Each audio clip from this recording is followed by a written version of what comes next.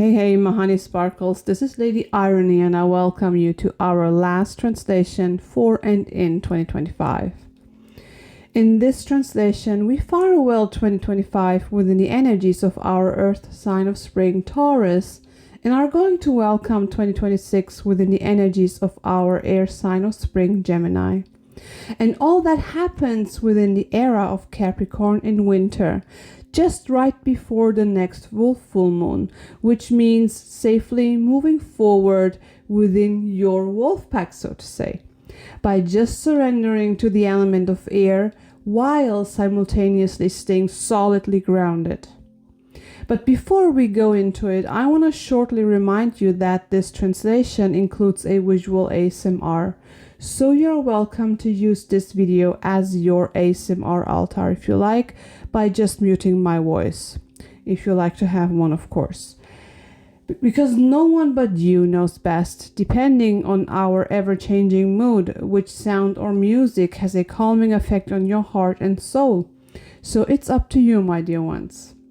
Okay, let's dive deeper into what are the energies of Gemini, Taurus, and Capricorn telling us. What does all that mean?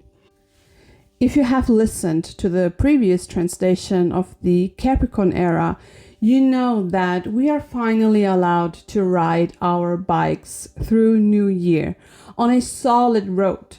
Even if the road is steeply uphill, we are kind of stubbornly but solidly and securely heading to the peak of the mountain. Yes, this road was damaged. Yes, it is the road you headed towards before, and there were various hurdles in the way that complicated or made it impossible for you to move forward. Of course, confronted with those obstacles, first we were scared, but now we aren't anymore. The heaviness is finally all gone, and we feel redeemed now. And with that lightness, it is of course easier to climb up a mountain or just move, right?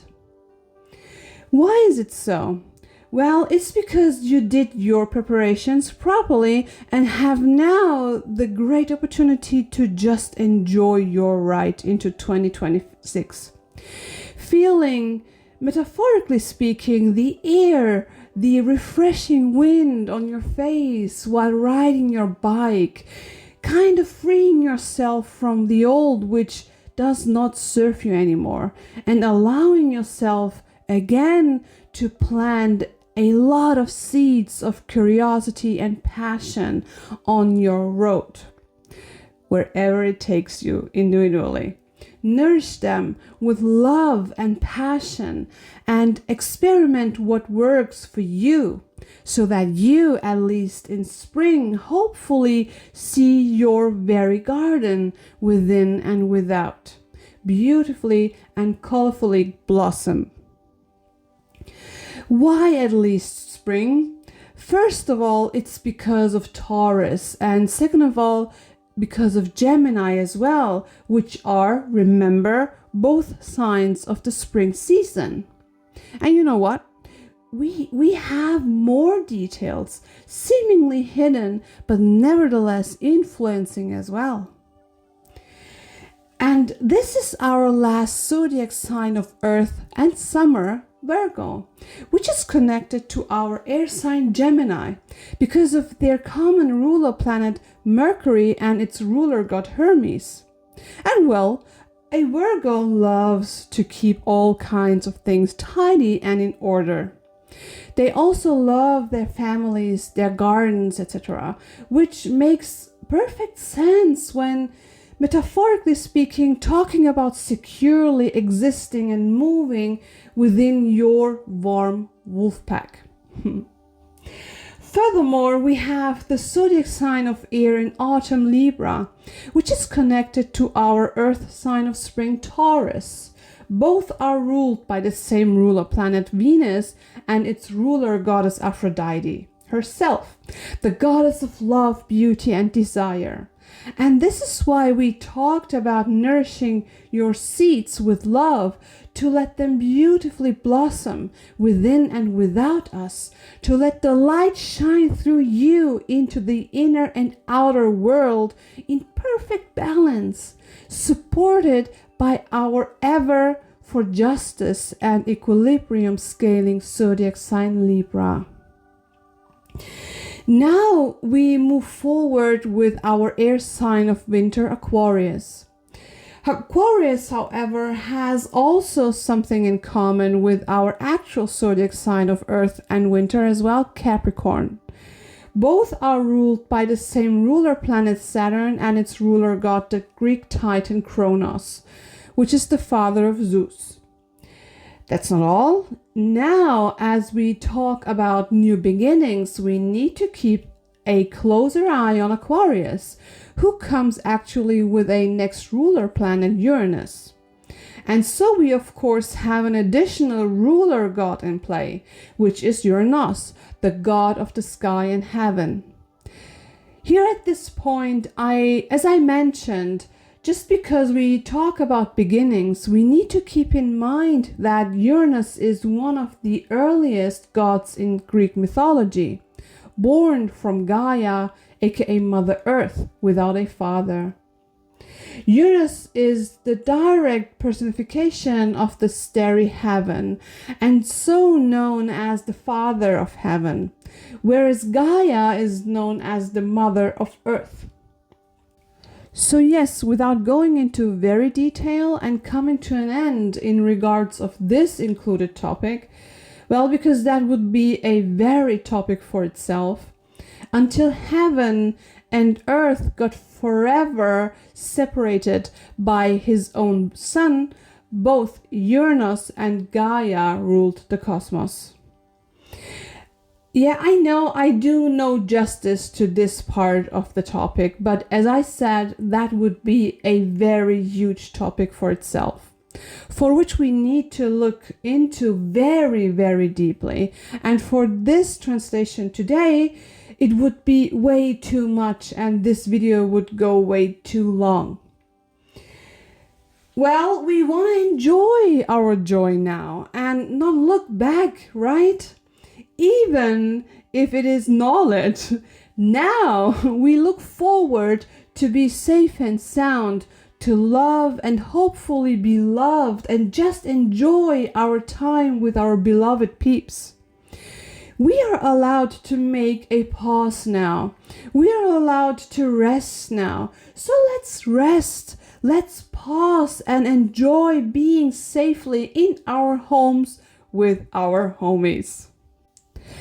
Yes, Spirit told me to give you a tiny peekaboo into this area, so you at least can catch a little inside glimpse, just enough to create sense. But I don't want to confuse you with half information just because I have to keep it brief. So I invite you to switch with me the perspective for good, because the point here is not the history itself. The point is now to keep an eye on the fact that Uranus and Gaia are symbolizing, aka mirroring, new beginnings in this very translation. Right as we are counting hours, minutes, and seconds to slide into 2026, into number 1, into new beginnings. But remember, after pausing, resting, and being just joyous. Maybe you now say, what, you decide for yourself to switch the point of view? Yes, I do, because this is also part of our spiritual journey. Okay, switching to our actual sign, Capricorn. The discipline of Capricorn will help you to hold the discipline while joyfully sliding into New Year's Eve, which is starting within the energies of Gemini. And Gemini and Mercury, however, will support you surrendering to the air and its given opportunities of freedom, especially freedom of mind and soul, while freely traveling through the winds of creativity. Because with the Gemini, Mercury is entering the era of Capricorn, which is now reinforcing themes of structure and foundational work after having spent time within the era of our expansive and philosophical fire sign Sagittarius, which was on the last full moon of December 2025. Not to forget that there's also a Mercury square Neptune aspect right on the early hours of New Year's Eve. This is important to keep an eye on because with Gemini and Mercury, we have strong communication, trade, and travel energies, which hold now with Neptune the risky tendency to add confusion and fogginess into any dialogue with it. This can be very complicated if there is no rationality. Good news is, despite of all that variety of energies, we can overcome all this with the pragmatic, goal-oriented, and focused, clear-thinking abilities as well as discipline of our Earth sign Capricorn. So now it can be an ideal time to first organize or reorganize your private and business calendar, and then take responsibilities to make concrete plans, set realistic long-term goals, and furthermore seriously check on your finances.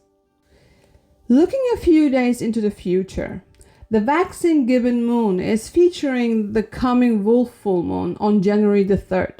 And with that confirms what we talked about until now, because it's saying now, as we have a powerful phase leading up to the wolf full moon, it's time for building up new energies. It's time to take action, to open up ways and doors for new beginnings and manifestations of perfect alignments. New beginnings is a key word here because 2026 in numerology is represented by the number 1. How do we come to the number 1? Here we go, 2026, 2 plus 0 plus 2 plus 6 equals 10. Which makes sense after having a 9 in 2025, right? But in numerology, we need to reduce the number 10 into one single digit, which is 1. So now we have the number 1 representing the year 2026. And number 1, however, is generally talking about new beginnings, originality, independency, and leadership, encouraging us to, yes, be assertive while rediscovering ourselves, to grab the reins and so to take the lead of our lives, to set new intentions and immediately starting major new projects on solid foundations. 2026 is gifting you first with a perfect mighty alignment for all this to happen. Why? Because in the traditional Chinese zodiac, 2026 is the year of the fire horse, which is of course connected to the element of fire. Little side note here, the Chinese zodiac follows a 60 years calendar, which is a combination of 12 animal signs and the 5 elements: wood, fire, earth, metal, and water. And the passionate and energetic fire horse is known to be holding strong will and dynamic, and so brings an intense desire for bold action with it, as well as readiness for adventure, for example, for new ideas and projects. In 2025, we had the number 9, which was shortly explained all about undissolved topics, endings, melancholy, etc. In tarot, for example, that probably would be the death card of the major arcana, talking about a necessary transformation and changes which must occur for good to make way for new beginnings. I know some are scared about that card, but there's no need to be scared because this major arcana card isn't just all about literal death. It is an opportunity for new things to happen, new things to come into your life for good. And for this good to happen, something has to die, aka has to go, or we have to release. To keep it brief, the best shortly explained example you probably all heard about in spirituality is the death of the ego. The ego, which is an earth-based thing, has to die for good, for you to crack up your third eye, open up divine doors to the higher realms, to connect to divine beings as well as to your higher self. It's all about remembering who you were and who you are, by the way. Yes, that procedure can be tough and rough, like 2025 was, right? Probably the majority of you who are listening to this translation went through this tough and rough experience in 2025. Maybe you felt lost and didn't recognize yourself even because of the divine transmutation or transformation you went through. But that's okay and absolutely normal. You maybe struggled recognizing yourself again. Why? Because it's no more you. It's the old version which is gone. Now a higher version of you has taken place, who of course isn't able to recognize the old. See, nothing to worry about. The divine is working very well. There is no coincidence. Everything has its divine timing. To come to an end here, a little side note. The death card holds the number 13, which we in numerology reduce into single digits. How? 1 plus 3 equals 4, and 4 is associated with stability, structure, and foundation. Meaning, to sum this up, a stagnation which does not serve you anymore has to break down in order to build a new, stronger, solid, and secure foundation. And this makes perfect sense since we are heading into a visionary but very structured and disciplined year. In 2025, Spirit unstoppably called us to prepare, especially since the era of Libra. Spirit kind of said, hurry up, the new year is coming closer, you need to be prepared. So yes, 2025 was a year for preparation for 2026, and I'm sure we are going to experience complete different sensations in 2026. Everything is going to get speedy. Visions are getting manifested very, very fast, or at least within a relatively short time period. And are you ready to securely speed up? Before we come to the end of this translation and this year, and since we steadily talked about discipline and structure, let's do a structured calculation together to welcome 2026. Okay? Here we go.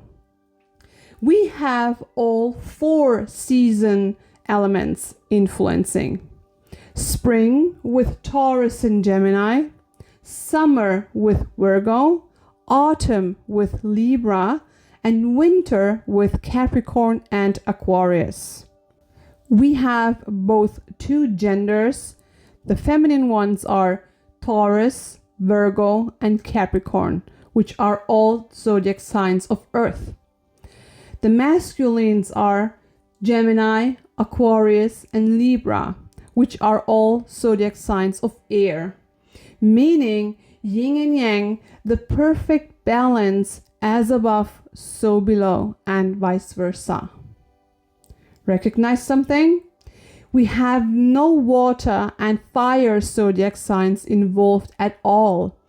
But even though there are no zodiac signs of water and fire involved, we have the fire horse representing the year of 2026 in the Chinese zodiac calendar. So there is fire, aka movement and knowledge, coming along with us all year long. But generally, there are only zodiac signs of air and earth influencing our next cycle, on and from the very basis, which means visionary creation and manifestation of those visions, aka manifestation of thoughts in ultra high speed, aka bringing visionary matter into this earth for the collective good. And 6 signs, which are doubling because of their shared rulers, are talking about the perfect balance and alignment.